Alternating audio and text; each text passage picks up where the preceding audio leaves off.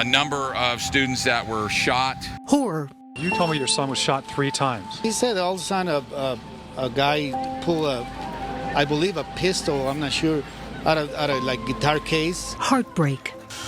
One student has died from the shooting. And heroics. An administrator heard the gunshots. That security officer that went in quickly clearly saved lives. Tonight, Colorado mourns the loss of a murdered student, and an investigation begins into 2 young men accused of targeting their classmates. It has happened again, and it's happened to us tonight. A Colorado family is without their son. Douglas County deputies say the 2 people responsible for his death and for shooting several others are his classmates, and our community is in mourning tonight. And Denver 7 is committed to bringing you the stories of survivors and their families, as well as everything we've learned about the teenage suspects and what sources tell us motivated them to do this. This is something you will hear exclusively here tonight. My co-anchor Shannon Ogden begins our coverage from STEM School in Highlands Ranch. Shannon? Good evening, Ann. Good evening, everybody. In this building just behind me, 8 hours ago, terror was unleashed, lives were altered, and 1 life was lost. And we will get to the 2 young men responsible for this in just a moment. But our focus tonight is on the students who were shot just because they went to school today. So here's what we know at 10 o'clock tonight. The student killed is an 18-year-old male student here at STEM. 8 others were hurt, all of them students. 2 male suspects, both students as well, in custody. One is identified as 18-year-old Devin Michael Erickson. We've had that news most of the day. We've been waiting to release it until this evening. The other suspect is a juvenile, meaning under the age of 18. We begin our exhaustive team coverage with our chief investigative reporter, Tony Kovaleski, with some new information tonight. Tony? You know what, Shannon, we're going to start with some good information, some great information. The 3 students that were in critical, serious condition throughout the evening, we have just confirmed within the last hour they're out of surgery. They are going to survive. They will have a long recovery period, but that is great news compared to what we were hearing early on. Now to the question everybody wants to know. What was the motive? Tonight, 2 informed sources close to the investigation have confirmed to us that a combination of factors, including revenge and anger, are the key parts of the motive. We have been told that, and there's a complicated part of this issue, that the suspect, one of the suspects, perhaps wanted to change from female rather to male, and in fact identified as a male. Sources telling us tonight he was dealing with drug issues, both legal and illegal, along with some bullying connected with a sex change in that transition. Important to stress here, though, sources saying this was not about just retaliation for bullying, something far more complicated. Also, positive news tonight. As I mentioned, we did learn 3 students originally in serious condition are out of surgery. That happened within the last 90 minutes, and they should expect a long recovery. We have also learned more information, and this is critical and it's important, regarding the weapons. We were told they found 3 weapons, 3 handguns at the school, along with 1 rifle. That rifle was never used. We are told law enforcement tonight believe there may be more weapons at the school. Information tonight on the 1 student who was killed also.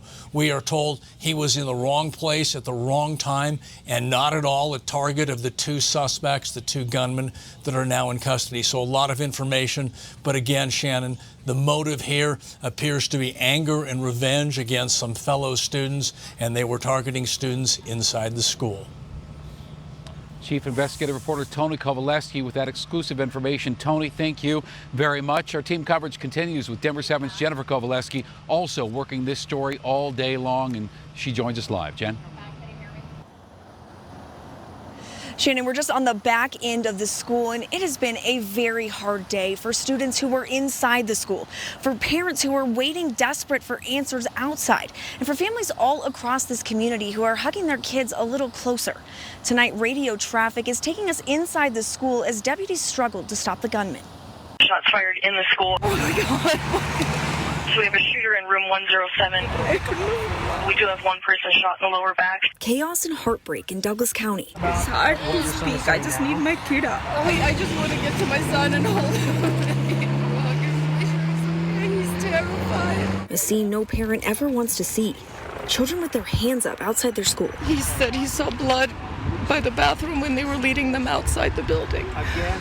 Just before 2 p.m., 2 student gunmen shot several classmates at the STEM school. Deputies say killing an 18-year-old male and seriously injuring 7 other students. Room 106, we got a juvenile female shot in her left leg. Flying tourniquet now. Both legs. About 2 minutes later, first deputies arrived and engaged the suspects. Tonight we're hearing the moments after deputies arrived and stopped the first shooter. We had the shooter in a classroom. Lincoln 21 confirming you have the shooter. Yeah, I believe there's one in classroom 105. And then the second gunman. Deputies now confirm both were students at the school. 9mm with lots of ammo.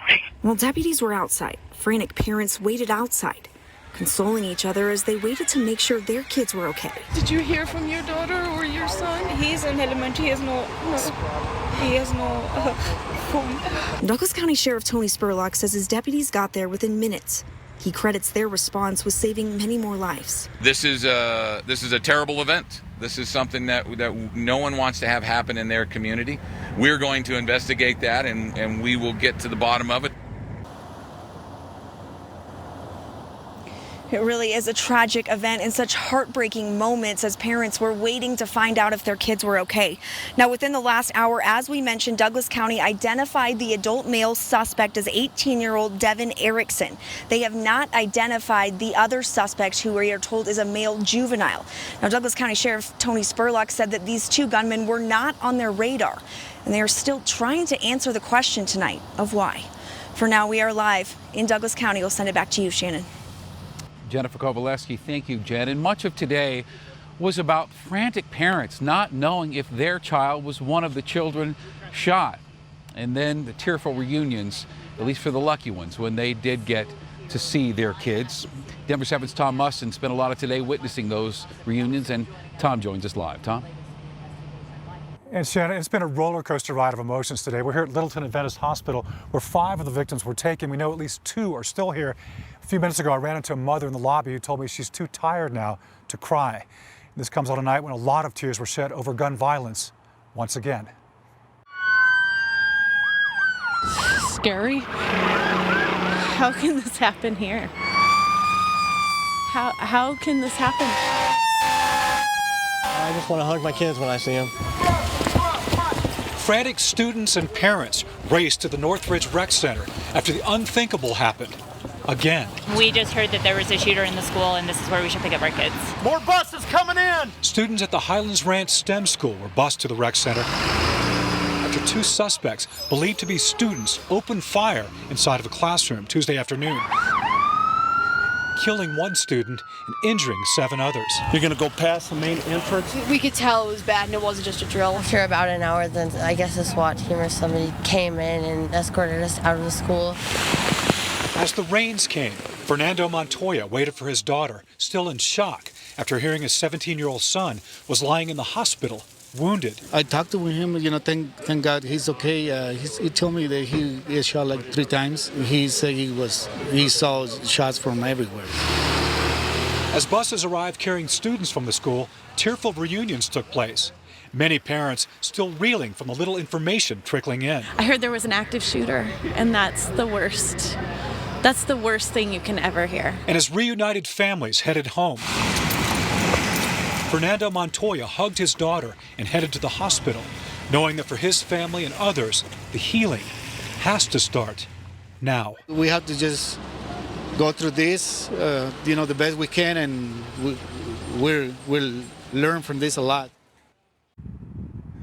Now, we've just learned that Fernando Montoya's son, who was shot 3 times, is out of the hospital now and is at home recovering. The recovery here for the Highlands Ranch community, though, is just beginning. Live in Highlands Ranch, Tom Mustin, Denver 7. Shannon? Tom, thank you. And now on to the suspects. 1 is a juvenile. 1 is 18-year-old Devin Michael Erickson. Denver 7's Jace Larson is actually at Erickson's home, where police are investigating. Jace? Yeah, there's still a police presence here. You can see there's crime scene tape out in front of the house. I want to show you, though, a very odd moment that occurred just about 15 minutes ago. We saw a tow truck pull up here and the garage door opened, and there was a car inside that was spray painted with the words that appear to say F Society. That tow truck took the car away. It was spray painted with blue spray paint. Now, the shooter, the supposed shooter, lived here. Investigators have now spent hours searching this home, combing through it for evidence. They haven't told us what, if anything, they found yet. But at the home of Devin Erickson, it's still cordoned off, as expected to stay this way throughout the evening. As this search takes place, Intel investigators are scouring social media, including a Facebook page that they believe belonged to Erickson. They think that he posted photos that appear also to have been taken at this house. He's a senior at the high school, and we ran a background check on him and only came back with 2 traffic tickets from 2017, one for careless driving and another for defective vehicle. This house is just one of 3 places being searched right now.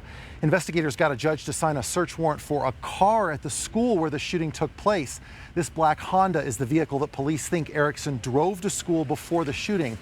They identified this vehicle as being one that they think belonged to the shooters really early on in this investigation.